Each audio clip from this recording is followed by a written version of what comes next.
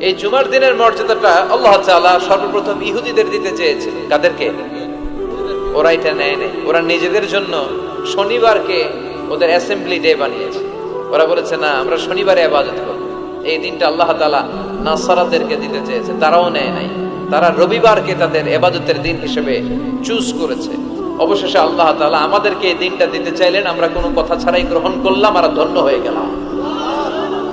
জুমার দিনটা আমাদের দিন, গাদান মানে তারপরের দিন শনিবার হচ্ছে ইহুদিদের জন্য, আর রবিবার হচ্ছে খ্রিস্টানদের জন্য। আর আমাদেরকে জুমার দিন দিয়ে খুশি হয়ে গেলেন কে?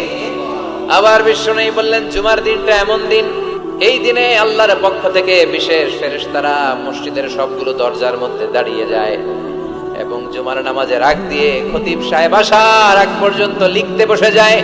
কে কে মসজিদে ঢুকে নামগুলো তারা কাউন্ট করে, এন্ট্রি করে।